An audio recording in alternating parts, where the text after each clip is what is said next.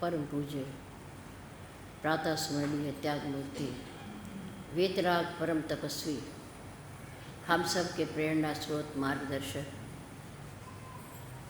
हमारे और आपके जीवन का कल्याण करने वाले पर उपकार और परहित की साक्षात मूर्ति हमारे परम पूज्य श्री सद्गुरुदेव जी महाराज, अर्चनीय वंदनीय धर्म स्वरूप पुरुषमार भक्ति स्वरूपा मात्र शक्ति मेरी प्यार प्यार।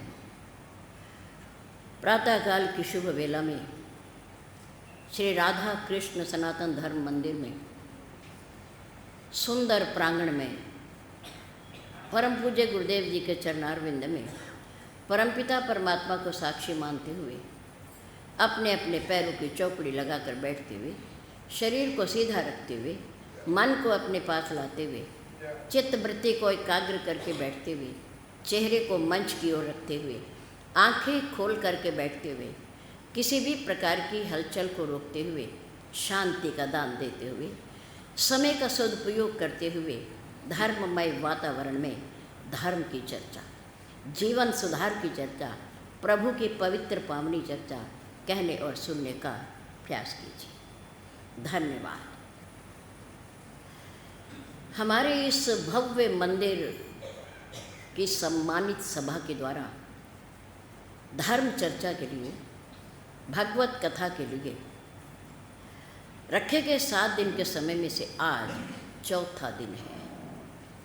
दिन हमारे पास और मिल करके बैठने के, कुछ कहने और कुछ सुनने के लिए।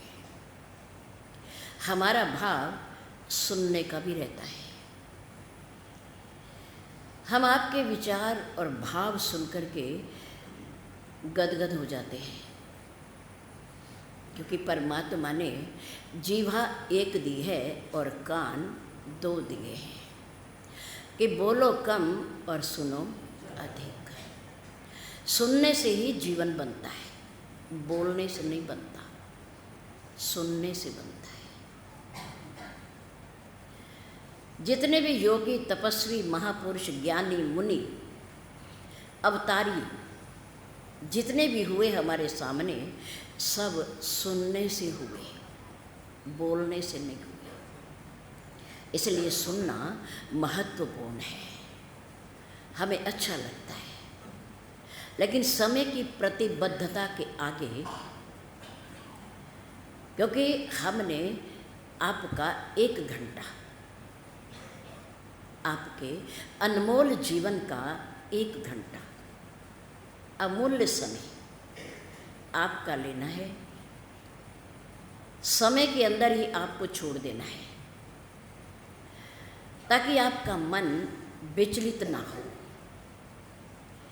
आप अपने अपने कार्यों में प्रवृत्त हो जाएं, मन आपका न बिखरे। इसलिए धन्यवाद। दुनिया में बड़ा आदमी वो नहीं जिसके पास काम करने के लिए 4 नौकर हैं। दुनिया में वह बड़ा आदमी नहीं जिसके पास काम करने के लिए 4 नौकर हैं, बल्कि बड़ा आदमी वो है जो 4 नौकरों का काम अकेला कर लेता है, अकेला कर लेता है, हिम्मत रखता है, पुरुषार्थ करता है, मेहनत करता है। निठल्ला बैठा हुआ व्यक्ति जल्दी बूढ़ा हो जाता है, जल्दी बूढ़ा हो जाता है। और जो जल्दी थक करके बैठ जाता है ना, नाना प्रकार की शारीरिक बीमारियां उसके पास आकर बैठ जाती है। इसलिए एक्टिव रहा करो, कुछ ना कुछ करते रहा करो। सेवा निवृत्त होने के बाद भी व्यक्ति को अपने तन और मन दोनों को व्यस्त रखना चाहिए। तन और मन हमारे गुरुदेव कहते थे कि खाली मन शैतान का घर होता है। ये सूक्ति है, खाली मन शैतान का घर होता है। जैसे हमारी बहुत बड़ी कोठी में, मकान में, उनमें से 4-5 कमरों में से एक कमरा, एक कक्ष जो खाली पड़ा रहता हो, जिसमें कभी कोई रहता ना हो, आता जाता ना हो, तो थोड़े समय के बाद उस कक्ष में जाले लग जाएंगे और धूल और मिट्टी जम जाएगी और उसमें नाना प्रकार के जीव जंतु आकर रहने लगेंगे, घर बना लेंगे, क्योंकि वो खाली है, क्योंकि वो खाली है। ठीक इसी प्रकार से मनुष्य का खाली मन भी शैतान का घर है। वो नाना प्रकार की बुराई सोचता रहता है, विचार उठते रहते हैं, लहरें आती रहती हैं, समाती रहती हैं, कल्पनाएं उठती रहती हैं, दबती रहती हैं। शैतान का घर, इसे खाली न रखा करो। सेवा निवृत्त होने के बाद भी तन और मन को व्यस्त रखना चाहिए। व्यस्त रहो, मस्त रहो, व्यस्त रहो, मस्त रहो, पर अस्त व्यस्त कभी ना रहो। अस्त व्यस्त कभी ना रहो, व्यस्त तो रहो। आप कार्य में लगे रहो, कार्य छोटा हो या बड़ा हो, सफाई का हो, भोजन बनाने का हो, सिलाई का हो, बच्चों को पढ़ाने का हो, शिक्षा देने का हो, किसी भी प्रकार का लगे रहो। गृह कार्य में, दुकानों के कार्य में, कार्यालयों में, सर्विस में, बिजनेस में, व्यापार में लगे रहो, खाली ना रहो।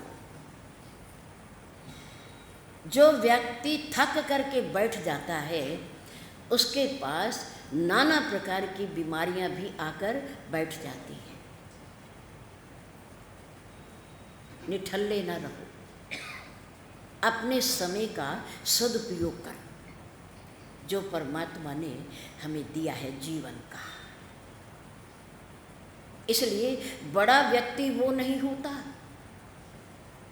जिसके पास काम करने के लिए 4-4 नौकर हैं, बल्कि बड़ा आदमी वो होता है जो 4 नौकरों का काम अकेला कर लेता है, क्योंकि वो लगा रहता है, वो इंतज़ार नहीं करता किसी की, और इंतज़ार करनी भी नहीं चाहिए किसी की कि वो आएगा तो काम होगा, वो आएगा तो करेंगे, वो कहेगा तो करेंगे। नहीं, आप करते रहिए कुछ ना कुछ, खाली ना बैठिए। वो व्यक्ति धनवान है, बड़ा है, जिसको नींद लेने के लिए नींद की गोली नहीं खानी पड़ती और उसे नींद आ जाती है समय से, और समय से उठ जाता है, समय से उठ जाता है। दुनिया में वो आदमी बड़ा है जो किसी से कर्ज नहीं लेता। वो बड़ा नहीं कि अपनी आवश्यकताओं को, कामनाओं को बढ़ाता रहता है और उनकी पूर्ति के लिए लोगों के सामने भीख मांगता रहता है। वो बड़ा नहीं है। बड़ा व्यक्ति वो है जिसके ऊपर किसी का कोई कर्जा नहीं है। और याद रखो, कर्जा लेकर के मर जाना कोई अच्छी बात नहीं है, देना पड़ता है। दे के जाओ अच्छी बात है, दे के जाएं अच्छी बात है, और नहीं दे के जाएंगे, हमने तो उसका पैसा मार लिया, हमने ठगी कर ली, उसे पता ही नहीं चला, उसके पास लिखा हुआ ही नहीं है, उसे पता ही नहीं है किसी की आंख में धूल झोंकना अच्छी बात नहीं है। जिसका 1 पैसा लिया है उसे कुछ समय के बाद, ज़रूरत पूरी हो जाने के बाद 2 पैसे लौटाओ, 2 पैसे करके लौटाओ। किसी का कर्जा लेके ना जाएं। आखिर एक दिन किसी ना किसी रूप में उस कर्जे को चुकाना पड़ेगा। आज नहीं दोगे फिर आना पड़ेगा, फिर नहीं दिया जाएगा फिर आना पड़ेगा, क्योंकि ये दुनिया, ये संसार ऋण बंधन है। ऋण बंधन, ऋण में ना कर्जा, सेवा का, धन का, सहयोग का, किसी भी प्रकार का। हम अगर किसी से किसी भी प्रकार की सेवा लेते हैं तो उसका मूल्य तो चुकाना ही पड़ता है, चुकाना ही पड़ता है। ये जो हम आए हुए हैं ना, इस जीवन में हम किसी का कर्जा उतार रहे हैं, किसी की सेवा करके, किसी की सहायता करके, किसी को दवाई दिलवाकर, किसी को वस्त्र देकर, किसी को धन देकर, ना चाहते हुए भी दे रहे हैं। इसका अर्थ ये है कि हम उसका कर्जा चुका रहे हैं। और जो हमें दे रहा है वो हमारा कर्जा चुका रहा है, चाहे वो सेवा करके, चाहे वो पानी पिला के, चाहे वो भोजन खिला के, चाहे वो धन आर्थिक सहायता करके, किसी भी प्रकार से। कभी भी किसी का कर्जा लेकर के नहीं मरना चाहिए, दे के मरो। कन्या और कर्जा, कन्या और कर्जा, जिसके ऊपर ये 2 जिम्मेदारियां हैं, वो व्यक्ति कभी सुखी नहीं रह सकता। जिसके घर में कुमारी कन्या बैठी है, अविवाहित कन्या बैठी हो, और जिसके सिर पर कर्जा, वो कभी भी सुखी नहीं रह सकता। जैसे घर में बैठी बैठी कन्या अपने आप बड़ी हो जाती है, सियानी हो जाती है, ऐसे ही कर्जा, लिया हुआ कर्जा भी धीरे धीरे कन्या की तरह बढ़ने लगता है। कन्या के हाथ पीले हो जाएं, उसका विवाह हो जाए, उसकी जिम्मेदारी पूरी हो जाए और कर्जा दिया जा सके जिसका लिया है, तो शांतिपूर्वक मृत्यु हो सकती है, शांतिपूर्वक। फिर पछताना नहीं पड़ता, फिर दुख नहीं होता, कष्ट नहीं होता कि हमारे ऊपर किसी का ऋण नहीं है, हमारे ऊपर किसी का ऋण नहीं है, और हमारी कन्या भी अपने घर चली गई है। ये अमानत होती है। ये क्या है? अमानत। बेटा है वो भी अमानत है, बेटी है वो भी अमानत है। ये हमारे श्वास हैं, ये भी अमानत है, परमात्मा के द्वारा दी गई। ये शरीर है, ये भी अमानत है, ये अपना नहीं है। इस दुनिया में कुछ भी कहने लायक अपना नहीं है। कहने लायक जिसको हम कह दें कि ये हमारा है, ये हमारा है, कह के देख लो, कह के देख लो, इसे ही कह के देख लो, शरीर को ही कह के देख लो, ये अपना है, ये हमारा है। अगर हमारा होता, अगर ये हमारा होता तो हमारा साथ वहाँ तक देता, वहाँ तक देता। ये अग्नि की अमानत है, इसकी अंतिम मंजिल अग्नि है, चिता है। और बेटा अमानत है, किसकी? पुत्र वधू की। बेटी अमानत है, किसकी? दामाद की। एक दिन पुत्र वधू बेटे को ले जाएगी, एक दिन दामाद आकर के बेटी को ले जाएगा। ये हमारे श्वास मृत्यु की अमानत है। एक दिन मौत आएगी और इसे ले जाएगी। यहाँ कुछ भी अपना नहीं। माली की तरह रहिए, दुनिया में रहिए ज़रूर, पर माली और मुनीम की तरह, माली और मुनीम की तरह। माली क्या करता है? पौधा लगाता है, लगाने के बाद क्या करता है? उसकी सिंचाई करता है, फिर उसमें खर पतवार उग जाए तो उसकी निराई करता है, फिर समय समय पर पौधे को हवा मिलती रहे, फिर क्या करता है? गुड़ाई करता है, बाग के पौधों की देखभाल करता है, रक्षा करता है, देखभाल करता है।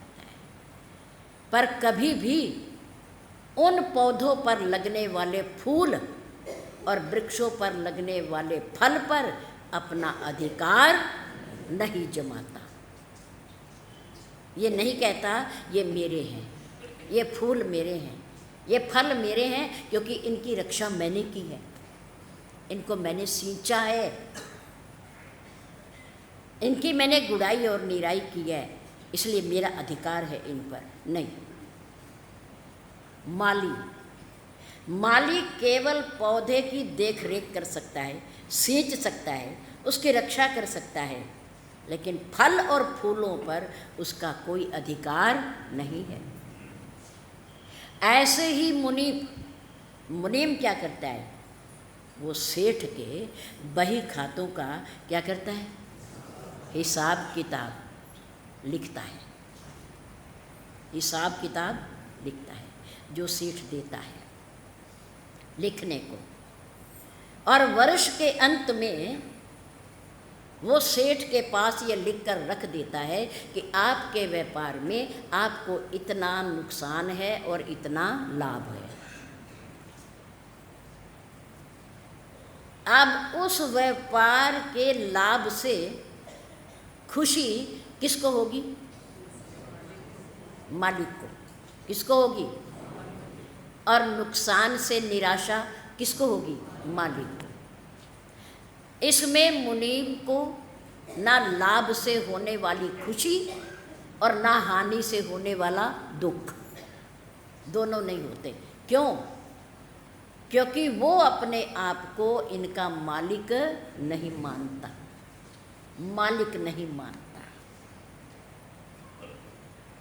उसका काम है खाते बही लिखना, हिसाब करना, घटाना, जोड़ना, जो आमदनी उसकी सेठ की है, और अंत में लाभ और हानि निकालकर उसके सामने रख देना। इस वर्ष इतने बचे, इस वर्ष इतने घटे, उससे कुछ इसे लेना देना नहीं है मुनीम को, इसलिए उसे दुख नहीं होता।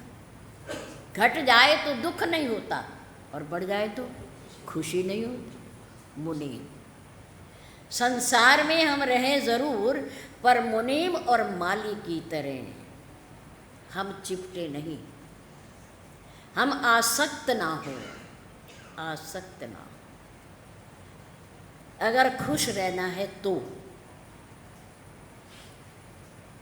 खुश रहना है तो, और दुनिया वालों को खुश रखना है तो, जितना चिपटोगे, जितना अंदर परिवार में घुसोगे, जितना मैं मेरी करोगे, उतना ही दुखी होना है, उतना दुखी होना है। बड़े बनो बड़े, परम सत्ता की हम तो संतान हैं। हमारी सत्ता बहुत विशाल है, बहुत विशाल है। जो गुण परमात्मा में हैं वो गुण हमारे पास हैं, उतने ही गुण हमारे पास हैं। जो महिमा परमात्मा की है वही महिमा हमारी है।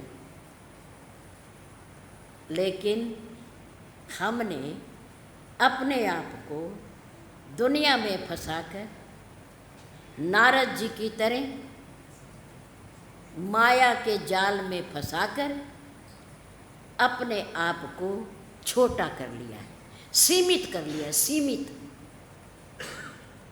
कहा महर्षि नारद, भगवान भी जिनका उठ करके स्वागत करते हैं, संत। महर्षि वाल्मीकि जी ने कहा प्रभु राम को, प्रभु आपके रहने का एक ये भी स्थान है, आप यहाँ भी रह सकते हो।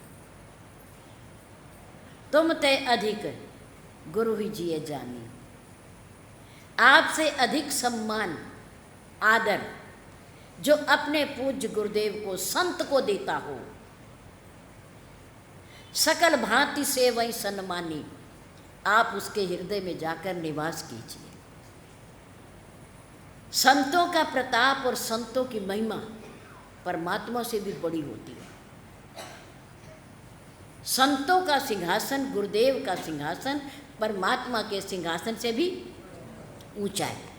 कैसा है? ऊंचा है। ऊंचा है पर बराबर का नहीं है, समझना। ऊंचा है पर बराबर का नहीं है। परमात्मा का सिंहासन परमात्मा का ही है और संतों का सिंहासन संतों का है, भले ही वो ऊंचा है, भले ही वो ऊंचा है। भरतलाल जी को कहा गया महर्षि वशिष्ठ ने, पूज्य गुरुदेव जी ने, कि भरत, तुम्हारी माँ ने और पिता ने मिल करके तुम्हारे लिए राज्य मांगा है कि तुम अवध के राजा हो, अवध के राजा हो, इसलिए तुम सिंहासन पर बैठो, तुम राजा हो। राम वन को गए हैं, लक्ष्मण जी उनके साथ गए हैं। अब आप इस देश के अवध के राजा, आप सिंहासन पर बैठे। भरतलाल जी ने पता क्या कहा? भरतलाल जी ने कहा कि ये सिंहासन मेरा नहीं है, जिस धरती पर ये सिंहासन रखा हुआ है वो धरती हमारी माँ है, हमारी माँ है। और मेरे इस माँ के मालिक कौन है? मेरे ज्येष्ठ भ्राता, मेरे ज्येष्ठ भ्राता, मेरे भाई राम, वो इसके स्वामी हैं। स्वामी इस पर बैठ सकता है पर सेवक नहीं बैठ सकता। आप मुझे कह रहे हो सिंहासन पर बैठो, राजा बनो। जिस दिन मैंने सिंहासन पर पैर रख दिया उस दिन ये धरती रसातल में चली जाएगी। कहाँ? रसातल में चली जाएगी, क्योंकि मैं उसका बेटा हूँ, बेटा। मैं इस सिंहासन पर नहीं बैठ सकता। इस माँ का स्वामी और पति बैठ सकता है, मैं नहीं बैठ सकता। ये माँ है हमारी, ये सिंहासन मेरे राम का है, मेरे स्वामी का है, इस पर मैं नहीं बैठ सकता। जबकि भरतलाल जी को परम संत की उपाधि दी गई है, परम संत की। प्रभु राम ने कहा, भरत, तेरे जैसा भाई और संत आज तक दुनिया में ना इससे पहले हुआ है, ना है और ना आगे होगा। केवल तुम हो, केवल तुम हो संत। भरतलाल जी ने कहा, प्रभु संत का क्या ये काम है कि वो भक्तों से भगवान को दूर कर दे, दूर कर दे, और अपने स्वार्थ के लिए अपने बड़े भाई साधु, सरल, उदार चित्त वाले ज्येष्ठ भ्राता को। अवध की नगरी के लोग कितने तड़प रहे हैं, कितने रो रहे हैं, उनके दुख का कारण मैं हूँ, मैं हूँ प्रभु। आज यदि मैं ना होता तो मेरी माँ आपको वन में कभी ना भेजती, कभी ना भेजती। आप मुझे संत कहते हो, मैं संत नहीं। मेरे कारण इतना बड़ी दुर्घटना अवध में हो गई है, प्रभु संत नहीं। मेरे राम ने कहा तेरे जैसा तो कोई बड़ा संत आज तक हुआ ही नहीं। भरत, यदि मैं अवध में रहता तो मेरा दर्शन कितने लोग करते, कितने लोग मेरे पास तक आते, मेरा सानिध्य प्राप्त करते। आज मैं वन में एक नगर से दूसरे नगर, तीसरे से चौथे नगर में 14 वर्ष की अवधि में घूमता हुआ न जाने कितने लोगों से मिलूंगा। कुछ मुझे लाभ होगा और कुछ मेरे से मिलने वालों को लाभ होगा, कितनों को। वहाँ रहकर मैं एक सीमा में बंध जाता, एक हद में आ जाता मैं, लेकिन आज मेरी कोई सीमा नहीं है, कोई हद नहीं। मैं कहीं भी जा सकता हूँ, दुनिया के किसी भी कोने में जा सकता हूँ, और उन सब से मिलाने वाला आज यदि कोई है तो वो मेरा भाई भरत है। भरत है, संत ही मिलाता है। भगवान से दुनिया वालों को संत ही मिलाता है। तुमने मिलाया है, तेरे कारण मिल रहा हूँ मैं इन सब से। अगर तुम ना होते तो मुझे वनवास कैसे होता, मैं यहाँ तक कैसे आता। ये तुम्हारा ही प्रताप है, तुम परम संत हो, परम संत। तो परम संत भरतलाल जी सिंहासन पर नहीं बैठे, क्योंकि वो सिंहासन मेरे राम का था, मेरे राम का था। मेरे राम जिसकी प्रशंसा कर रहे हैं वो राम से भी ऊपर है, लेकिन फिर भी भरत का सिंहासन अलग है और राम का सिंहासन अलग है, अलग है, एक नहीं हो सकते। भले ही संत का, सद्गुरुदेव का सिंहासन आसन ऊंचा हो, पर परमात्मा का आसन उसका है और संत का आसन उसका है। भले ही वो राम से मिलाते हैं, परमात्मा से मिलाते हैं, उनका सिंहासन ऊपर है। परमात्मा से भी पहले पूजा सद्गुरुदेव की होती है, फिर ईश्वर की होती है। इसलिए दुनिया में कौन बड़ा है जो अपने जीवन के कल्याण के लिए कुछ ना कुछ करता रहता है, किसी की प्रतीक्षा नहीं करता, किसी के इंतज़ार नहीं करता। आज का समय कुछ और कहता है। सच्चाई कह दूँ, कड़वी होती है ज़रा सुनने में, लेकिन हितकारी होती है, लाभदायक होती है, कल्याणकारी होती है। 6 दिन हो गए महर्षि सुखदेव जी को राजा परीक्षित को समझाते समझाते, ज्ञान देते देते कि तुम शरीर नहीं हो, तुम शरीर, तुम आत्म तत्व हो, तुम मरण धर्मा नहीं हो, तुम अविनाशी हो, तुम अविनाशी हो, तुम सुख की राशि हो। सांप आएगा शरीर को काटेगा, पर तुम्हें नहीं काटेगा, तुम्हें नहीं काटेगा। तुम नहीं मरोगे, शरीर मरेगा। 6 दिन हो गए, लेकिन राजा परीक्षित ने ये नहीं कहा कि पूज्य गुरुदेव जी मेरा घर पूरा हो गया, मैं मरने वाला नहीं हूँ, मैं मरने वाला नहीं हूँ, मैं अविनाशी हूँ, मैं सत चित आनंद हूँ, मैं शाश्वत हूँ, मैं सर्वदा हूँ।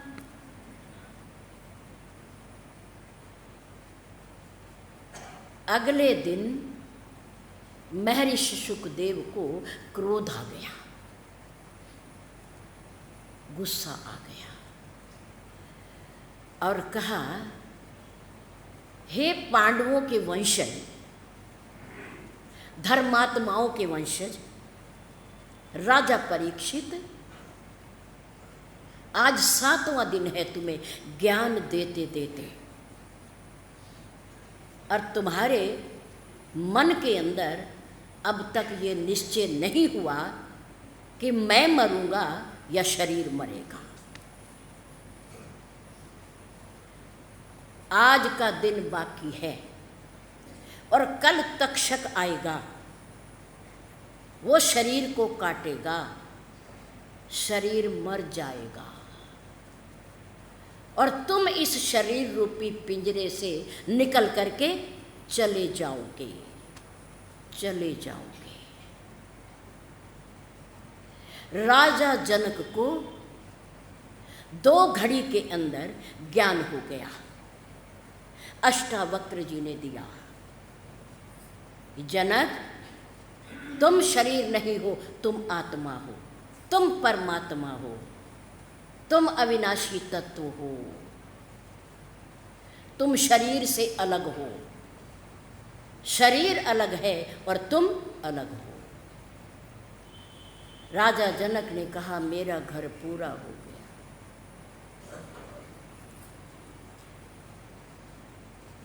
और खटवांग ऋषि को 6 घड़ी के अंदर ज्ञान हो गया कि मैं मरण धर्मा नहीं हूं, मैं चेतन हूं, मैं जड़ नहीं हूं, और उसे मोक्ष की प्राप्ति हो गई। और एक तुम हो, एक तुम हो। 6 दिन हो गए मुझे तुम्हें ज्ञान देते हुए, और तुमने नहीं कहा कि मैं आत्मा हूं, मैं शरीर नहीं हूं, मैं परमात्मा का रूप हूं। जब ऐसी फटकार लगाई तो राजा परीक्षित के अंदर के चक्षु खुल गए, नेत्र खुल गए, शरीर से ऊपर उठ गए। मैं नहीं मरूंगा, मैं नहीं मरूंगा। गुरुदेव मेरी मृत्यु नहीं है, तक्षक आ जाए, शरीर को काट ले, शरीर छूट जाएगा, ये मर जाएगा और मैं अपने ईश्वर में जाकर लीन हो जाऊंगा। हमारे गुरुदेव कहा करते थे मैं 2 प्रकार की होती है, मैं 2 प्रकार की होती है, एक कच्ची मैं और एक पक्की मैं। आप लोगों में से बहुत लोगों ने सुना होगा। एक व्यवहारिक मैं और एक वास्तविक मैं, एक कच्ची मैं और एक पक्की मैं। कच्ची मैं संसार तक सीमित है, संसार तक सीमित है। ये मेरा परिवार, मेरा घर, मेरे बच्चे, मेरी दुकान, मेरा व्यापार, जितना भी हमें इन चक्षुओं से दिखाई देता है, चर्म चक्षुओं से, ये कच्ची मैं है। क्या है ये? कच्ची मैं। एक पक्की मैं राजा परीक्षित के समय जो उन्हें समझ में आई कि मैं शरीर नहीं हूँ, मैं आत्मा, मैं चेतन हूँ, मैं अमर हूँ, मैं अजर हूँ, मुझे कोई दुख सता नहीं सकता, मेरे ऊपर बुढ़ापा नहीं आता, मुझे कोई मार नहीं सकता, मैं अमर हूँ, मैं अमर हूँ। जब ये व्यक्ति का निश्चय पक्का हो जाता है तो उसे दुनिया की कोई भी परिस्थिति और दुख दुखी नहीं कर सकता, दुखी नहीं कर सकता। क्यों? ईश्वर अंश, जीव अविनाशी, चेतन, अमल, सहज, सुख राशि। ये आत्मा सुख का भंडार है, ना कभी किसी को दुख देता है, ना स्वयं दुखी होता है। ये स्वयं भी सुखी है और दूसरों को भी सुखी करता है, सुखी करता है। ये आत्मा का लक्षण है, आत्मा का। ये पक्की मैं है और एक कच्ची मैं है, एक व्यवहारिक मैं है और एक वास्तविक मैं है। हम दृढ़ रहें पक्की मैं पर, वास्तविक मैं पर, वो ज्ञान है, वो ज्ञान है, प्रकाश।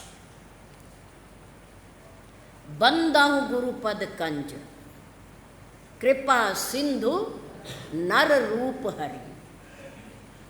नर रूप में, मनुष्य चोले में सदगुरुदेव भगवान का प्रतिरूप होते हैं, भगवान की प्रतिमूर्ति होते हैं नर रूप में। जासु वचन रवि कर निकर, उन सदगुरुदेव के वचन जो उनके श्रीमुख से निकलते हैं वो क्या होते हैं? सूर्य की किरणों के समान।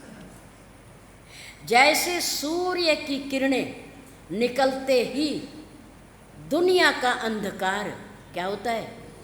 भाग जाता है, दूर हो जाता है।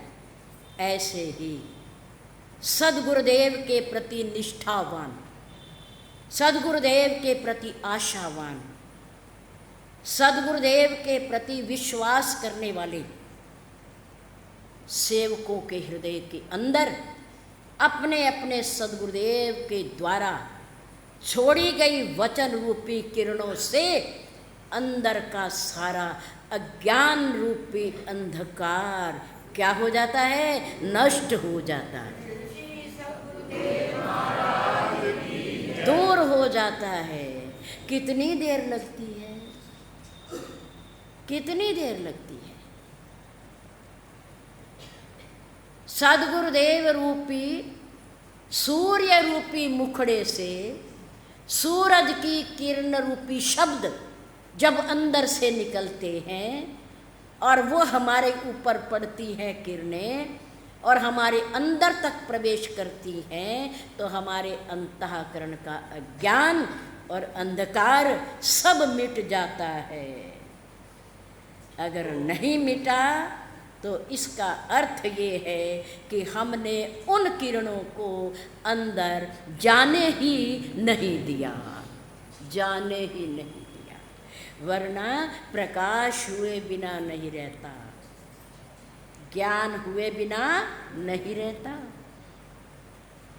महर्षि अष्टावक्र की शब्द रूपी किरणें, सूरज की किरणें राजा जनक के अंदर तक गई और महर्षि सुखदेव जी के वचन रूपी किरणें महाराजा परीक्षित के अंदर तक गई, अंदर तक गई और ज्ञान हो गया। हमने श्रीमद् भागवत कितनी बार सुनी होगी, सुन रहे हैं और सुनते चले जाएंगे, सुनते चले जाएंगे। पर हमारे अंदर बैठा हुआ राजा परीक्षित कब कहेगा कि मुझे ज्ञान हो गया, मैं मरने वाला नहीं हूँ, मैं चेतन हूँ, मैं अजर हूँ, मैं अमर हूँ, मुझे दुख नहीं सता सकता, मुझे कोई समस्या नहीं घेर सकती, क्योंकि मैं इन सब से परे हूँ, मैं इन सब से परे हूँ। ये ऐसे ऐसे अवसर, संयोग जीवन में केवल एक बार आते हैं, जैसे महर्षि नारद जी के जीवन में एक बार आए। ऐसे ही एक बार भरी माघ नहाए सब मुनीश आश्रम ही सिधाए, पर एक मुनि जाग बुलक के जी जब जाने लगे तो भारद्वाज राखे पद टेकी, चरणों में गिर करके मत्था टेक करके उनसे विनती की कि आप थोड़े दिन और रुकिए, मेरे हृदय में प्रकाश कीजिए, मुझे ज्ञान दीजिए, मेरा उद्धार कीजिए, मुझे अपने श्रीमुख से श्री राम की कथा सुनाइए, श्री राम की कथा सुनाइए, प्रकाश कीजिए मेरे हृदय के अंदर। जब महर्षि भारद्वाज जी ने पूछा तो उन्होंने कथा प्रारंभ की, कथा कहनी प्रारंभ की। एक बार त्रेता युग माही, शंभु गए कुंभज ऋषि। देखो भारद्वाज, एक बार ऐसा हुआ भोलेनाथ जी के जीवन में, एक बार आए तो वो कई बार कथा सुनने, और अब भी आते हैं, अब भी आते हैं। हमारे गुरुदेव कहा करते थे कि जब कोई संत, जब कोई सच्चा महापुरुष स्वार्थ को त्याग करके, कामना को त्याग करके हृदय से प्रभु की कथा का वर्णन करता है, उसकी लीला और चरित्र का वर्णन करता है, तो वहाँ श्री हनुमान जी और भगवान शंकर जरूर आकर बैठते हैं, जरूर बैठते हैं, क्योंकि वो रसिक हैं, कथा सुनने के रसिक हैं वो, इसलिए आकर बैठते हैं और सुनते हैं वो कथा को। पर कहने वाले का भाव अच्छा होना चाहिए, ऐसा होना चाहिए जैसे काकभूषुंड जी का, जैसे महर्षि भरद्वाज जी का। ऐसे ऐसे महापुरुष जब कथा करते हैं तो भगवान भी ऊपर से उतर कर नीचे आ जाते हैं उन्हें सुनने के लिए। एक बार त्रेता युग माही, एक बार त्रेता युग में ऐसा हुआ। वैसे त्रेता युग में भगवान के जन्म के समय भी भोलेनाथ आए थे, पता है, सुना है कभी? आए थे। किसके साथ आए थे? किसके साथ? काकभूषुंड जी के साथ। जब जब मेरे राम का अवतरण होता है अयोध्या पर, हर कल्प में जब जब त्रेता आता है, तब तब काकभूषुंड जी और भगवान शंकर दोनों मिलकर के भगवान की बाल लीला को देखने नीचे आते हैं, राजा दशरथ के महलों में आते हैं, राजा दशरथ के महलों में।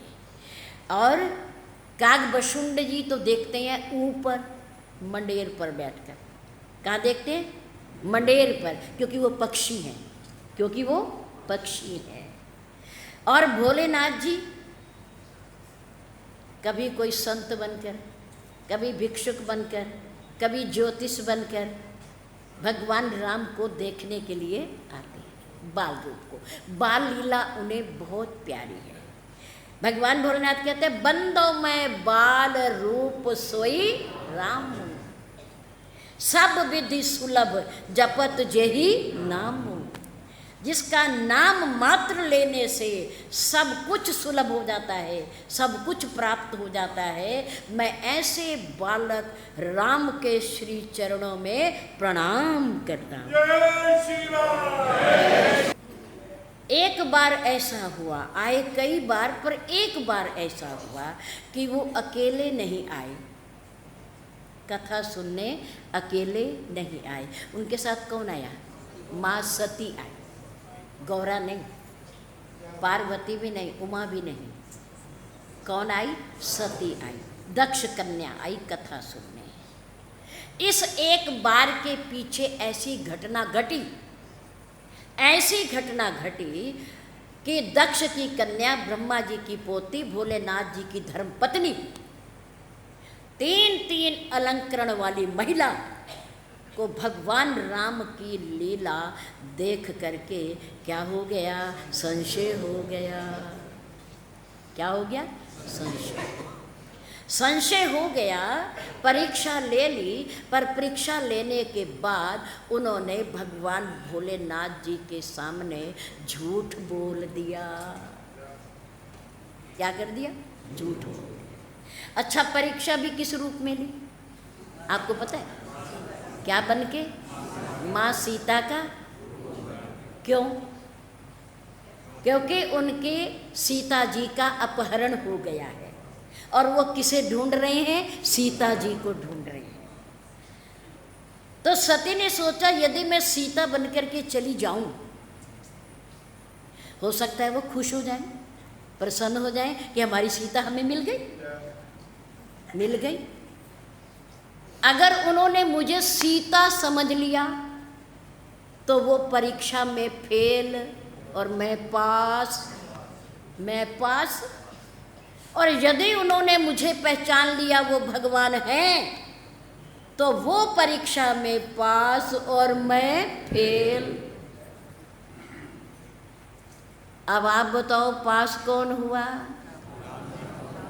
राम पास हुए, क्योंकि उन्होंने पहचान लिया कि माँ अकेली क्यों घूम रही हो जंगल में। आपको पता नहीं है बड़े बड़े राक्षस हैं यहाँ, हिंसक जानवर हैं यहाँ, उठा लेते हैं अकेली महिला को देखकर। हमारी महिला देखो उठ गई, हम उसी को ढूंढ रहे हैं। तुम अपने साथ भोलेनाथ को क्यों नहीं लाई? जब तक मैं सीता के साथ रहा, सीता का कोई बाल बांका भी नहीं कर पाया। जैसे ही हमने सीता को अकेले छोड़ा, सीता को उठा कर ले गए। माँ तुझे डर नहीं लगा? अब पहचान लिया राम जी ने। अब वो क्या प्रश्न उत्तर करी? परीक्षा लेने आई थी परीक्षक बन के। क्या बन के? परीक्षक बन के। और क्या बन गई यहाँ? परीक्षार्थी बन गई। भगवान उससे पूछने लगे। वो क्या पूछती? भगवान पूछने लग गए उसके कि तुम अकेली क्यों घूम रही हो, भोलेनाथ को क्यों नहीं लाई अपने साथ? अब मानो सती के सिर पर तो 100 घड़े पानी पड़ गया। शर्मिंदा हो गई, आंखें नीचे हो गई। सीता बनी, लेकिन भोलेनाथ जी के साथ पास जाकर ये कपट छिपा लिया अपना कि मैं सीता बन के गई थी, झूठ बोल दिया। कछु न परीक्षा लेने को साथ। तो इसका परिणाम क्या हुआ? एक झूठ बोलने का परिणाम क्या हुआ? अपने पति से बात छिपाने का परिणाम क्या हुआ? पति ने अपनी धर्म पत्नी का त्याग कर दिया। त्याग कर दिया। और त्याग ही नहीं कर दिया, सती ने जिस शरीर से झूठ बोला गया, सती ने उस शरीर का ही त्याग कर दिया कि मैं इसका क्या करूंगी। जब भोलेनाथ के काम का नहीं रहा, मेरे पति के काम का नहीं रहा, तो मैं इसका क्या करूं? छोड़ो इसे। इस एक बार के पीछे महान महिला है वो, प्रजापति दक्ष की कन्या है और विधाता सृष्टि के रचयिता ब्रह्मा जी की पोती है। और नंबर 3 देवों के देव महादेव भोलेनाथ जी की धर्म पत्नी है। 3 अलंकरण है उसके पास। और इस एक बार के पीछे सती को अपने शरीर का त्याग करना पड़ा, फिर जन्म लेना पड़ा, और फिर जन्म लेकर के कठोर तपस्या करनी पड़ी। क्यों करनी पड़ी? फिर से भोलेनाथ जी को प्राप्त करने के लिए। क्यों? भोलेनाथ जी से क्या बात है? उनमें क्या विशेषता है? क्योंकि सती को पता चल गया है कि दोष मेरा था, मेरे पति का दोष नहीं था। दोष मेरा था, मेरे पति का नहीं था। इसलिए मैं चाहती हूँ कि भोलेनाथ जी ही पति मिले मुझे। इसलिए उन्होंने कठोर तपस्या की इस एक बार के पीछे कि मिले हुए पति के सामने झूठ बोला और फिर उसे पति रूप में पाने के लिए कठोर तपस्या की। कितना बड़ा उसे इसका खामियाजा भुगतना पड़ा। कितना दुर्लभ, कितना दुर्लभ। नंबर 3, राजा दशरथ के बुढ़ापा आ गया, चौथी अवस्था आ गई, लेकिन राज्य का कोई उत्तराधिकारी पैदा नहीं हुआ।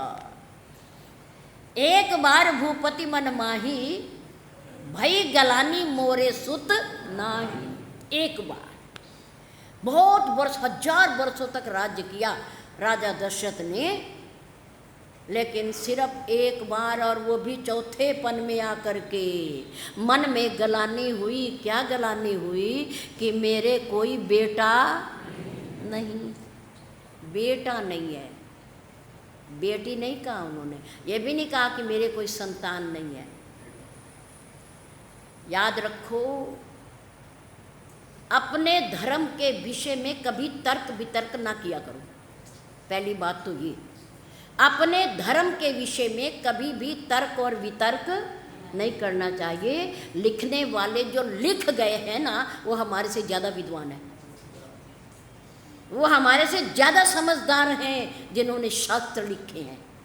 जिन्होंने ग्रंथ लिखे हैं, हमारी बुद्धि वहाँ तक जा भी नहीं सकती। इसलिए संशय ना किया करो, भ्रम ना किया करो, तर्क वितर्क ना किया करो, बहस ना किया करो। जो लिखा है बहुत सुंदर लिखा है और समय के हिसाब से लिखा है। उस समय ऐसा ही समय था, ऐसा ही समय था।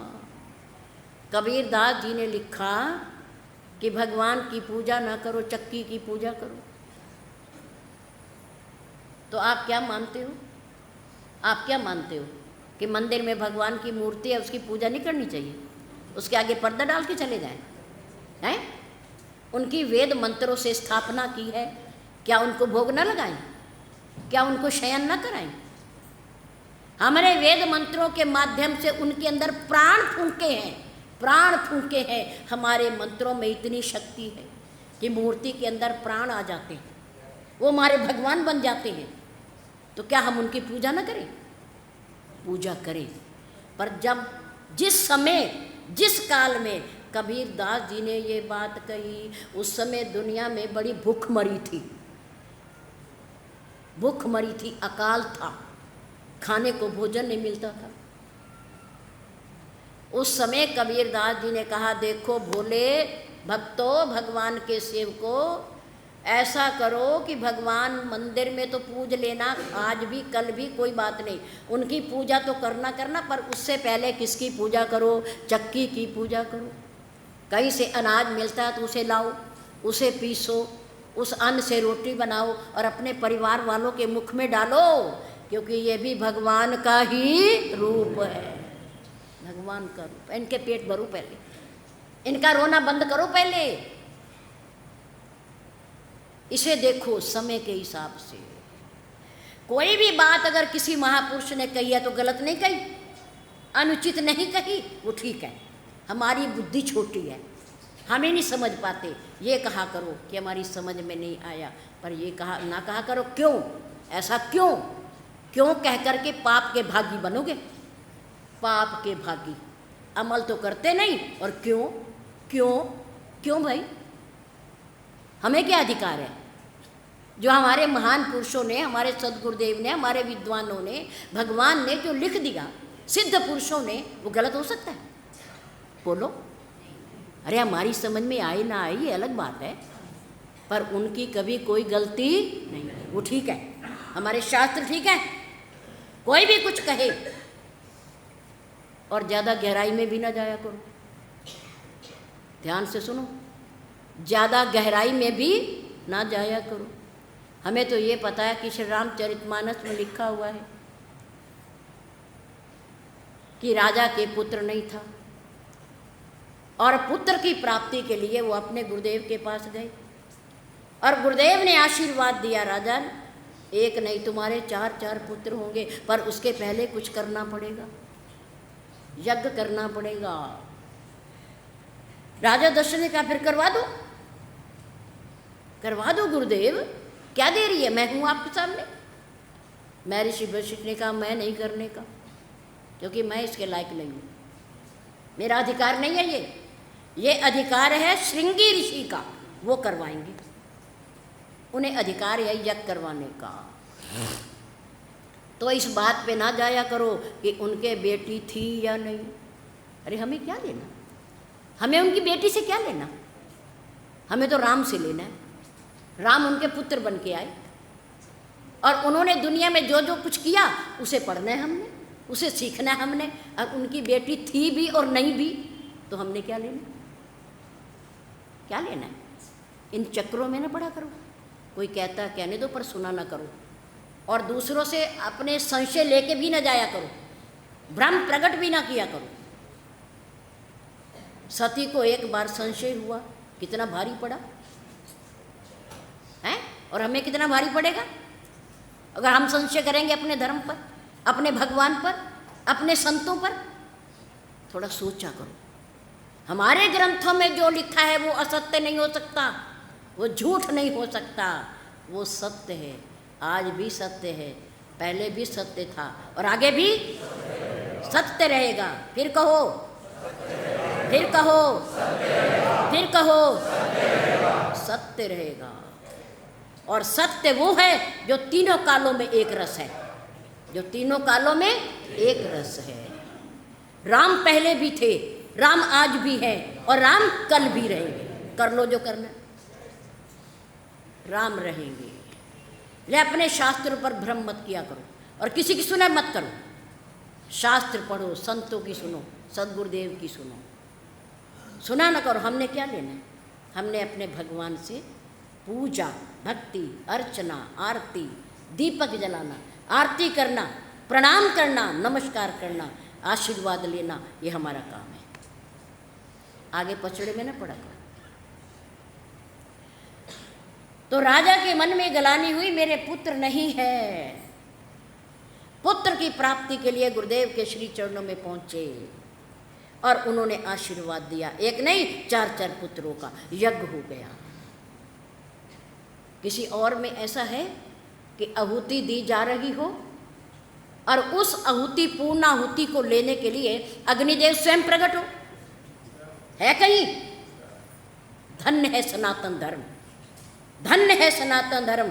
इसलिए सनातन धर्म की आज भी जय है, कल भी जय है और पहले भी जय थी, रहेगी जय। सनातन धर्म ही सनातन है। सनातन का अर्थ है प्राचीन। बट वृक्ष, इसकी जड़ें पाताल में हैं। कहाँ है? पाताल में।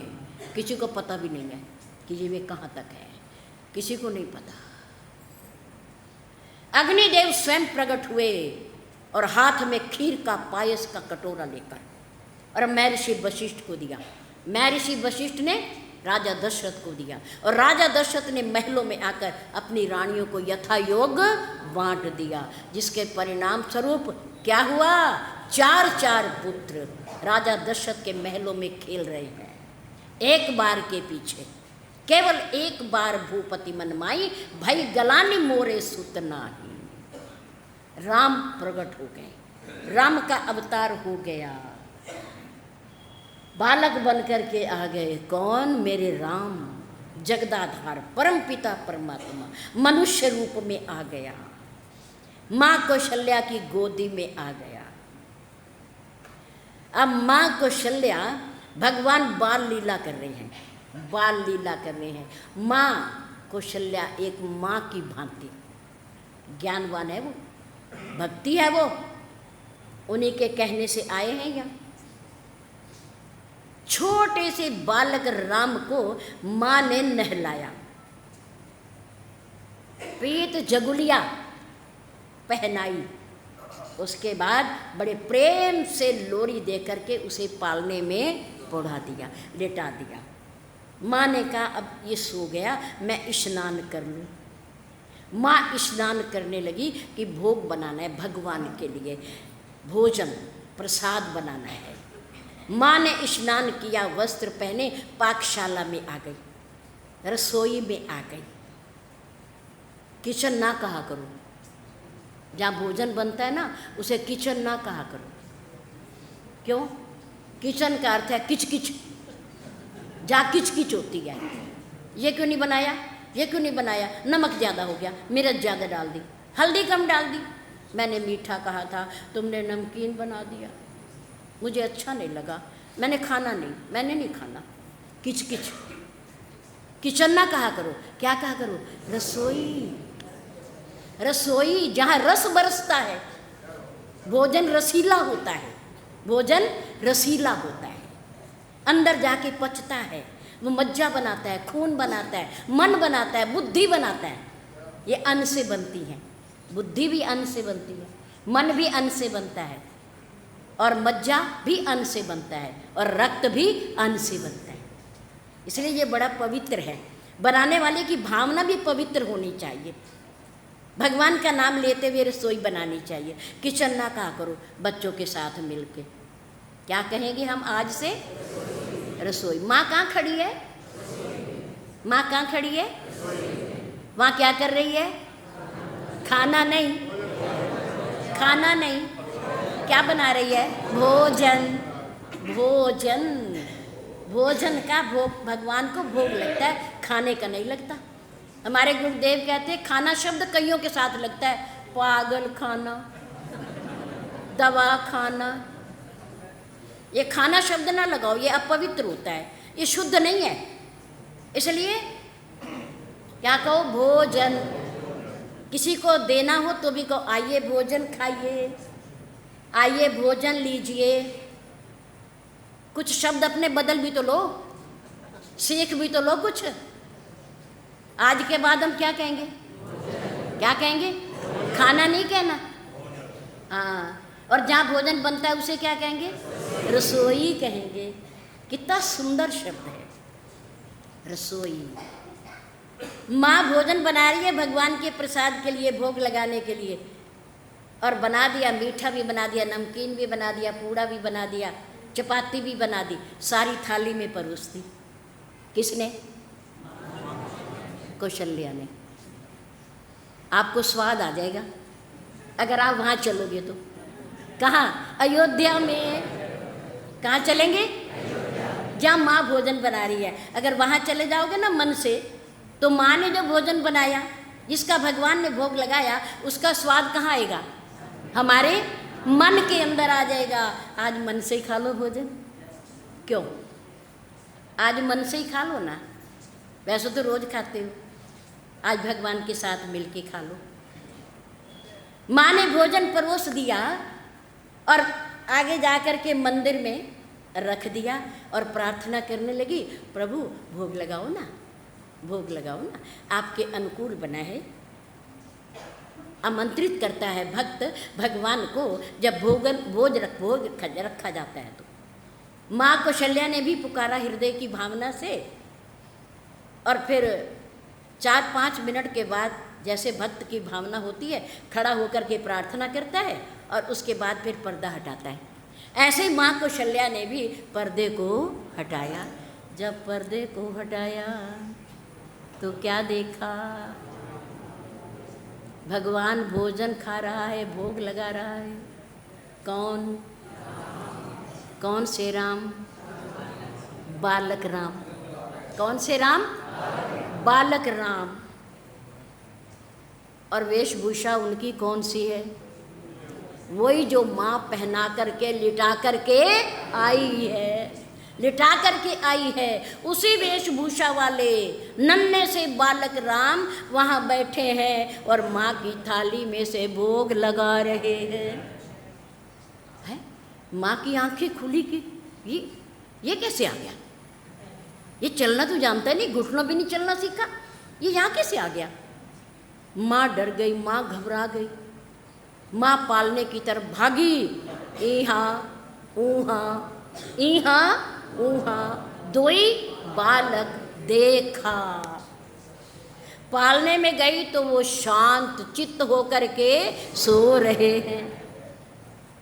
फिर आई वहाँ कि मैं तो बाद में पहुंची हूँ, मेरे से पहले पहुंच गया, आके सो भी गया पालने में।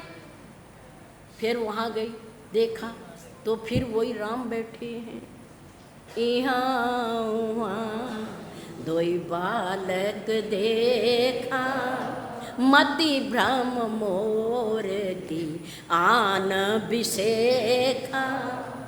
माँ घबरा गई, चिंतित हो गई। फिर पालने में भी लेटा है, यहाँ भी बैठा है, यहाँ भी भोजन खा रहा है और वहाँ सो रहा है। ये क्या है? ये मेरे बुद्धि का भ्रम है या एक बालक ने 2 रूप बना लिए हैं? मेरी माँ चकरा गई।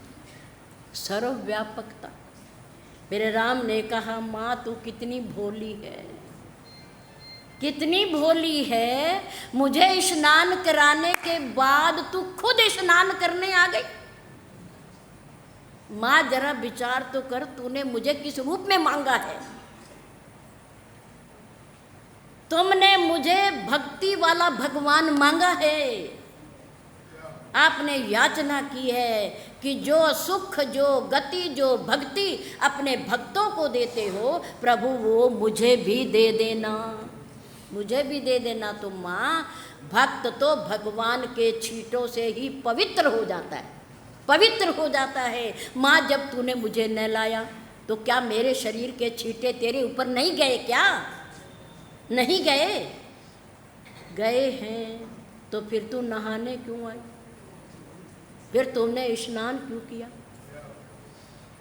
मेरे छींटों से ही तू पवित्र हो गई थी। भोजन बनाती माँ, अब जिसको तू भोग लगा रही है, पालने में भी मैं वही हूँ और तेरी इस मंदिर में भी मैं वही हूँ। भोग लगाने वाला भी मैं ही हूँ और पालने में सोने वाला भी मैं हूँ। हरि व्यापक सर्वत्र समाना, प्रेम से प्रगट हो ही मैं जाना। माँ तू क्यों भूलती है? मैं वही हूँ जो पालने में हूँ, जो यहाँ हूँ। दोनों रूप मेरे ही हैं। मैं दो नहीं हूँ, मैं एक हूँ। वहाँ भी मैं हूँ और यहाँ भी मैं हूँ। इस एक बार के पीछे मेरी माँ को मेरे प्रभु राम ने अपनी सर्वव्यापकता का दर्शन कराया। क्या कराया? सर्वव्यापकता का दर्शन कराया। इसलिए एक बार शब्द जहाँ भी आया उसके पीछे कोई ना कोई सुंदर घटना जरूर दिखाई दी, जरूर पाई गई। इसलिए ये श्री रामचरितमानस एक अनोखा ग्रंथ है, एक अनोखा ग्रंथ है। और एक बार महर्षि वशिष्ठ प्रभु राम के पास आए, राम ने आदर किया, चरण धोए, चरणामत लिया और फिर वशिष्ठ जी उठ कर के खड़े हो गए। थोड़ी देर पहले राम हाथ जोड़ रहे थे और अब कौन हाथ जोड़ रहा है? सुना हो राम कछु बिनती मोरी। राम मेरी प्रार्थना सुनो, प्रार्थना। आज के बाद हाथ तुम नहीं जोड़ोगे, हाथ मैं जोड़ूंगा। आज के बाद चरणों को तुम नहीं धोगे, मैं धोऊंगा। आज के बाद प्रार्थना आप नहीं करोगे, प्रार्थना मैं करूंगा, क्योंकि मुझे ज्ञान है। मुझे ज्ञान है, मुझे पता है कि तुम जो हो वो नहीं हो, तुम जो इस समय हो तुम वो नहीं हो, और जो तुम हो वो तुम इस समय नहीं हो, इस समय नहीं हो। इसकी चर्चा कल होगी।